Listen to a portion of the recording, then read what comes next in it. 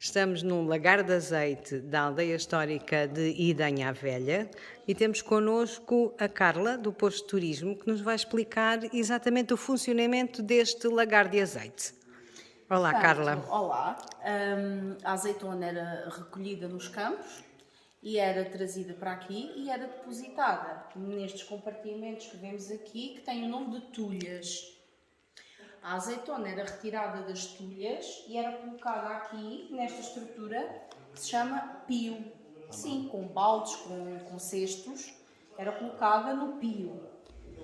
Através deste sistema, aqui em madeira, eram colocados geralmente uma junta de bois que faziam com que as pedras, as galgas, são chamadas as galgas, funcionassem e movimentassem e triturassem a azeitona.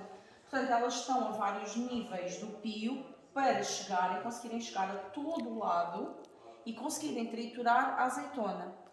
Daqui sairia uma pasta, a azeitona toda triturada, uma pasta que era depositada aqui, era colocada aqui neste reservatório e depois pelaquela porta passava para a sala das varas. Na sala das varas era colocada em bolsas de sarapilheira, chamadas ceiras. As bolsas eram cheias, era assim, como se fosse uma coisa côncava, redonda, que daria para, sim, que daria para colocar a pasta, e depois eram empilhadas e por cima delas era colocada um círculo de madeira chamada adufa. E depois, com a vara, era prensada, ou seja, esmagada, para que o azeite escorresse para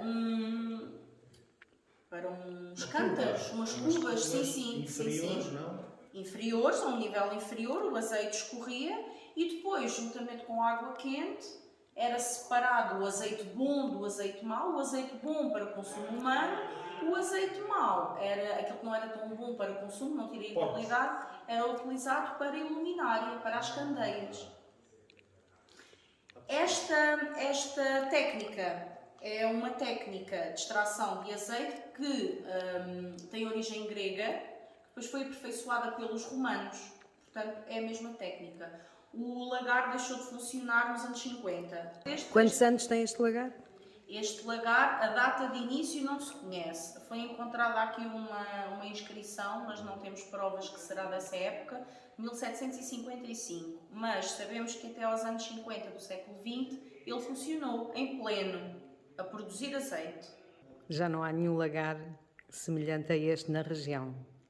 Não. A Assim, produzir, nestas a produzir. não. A ASAI não o permite. Obrigada, Carla.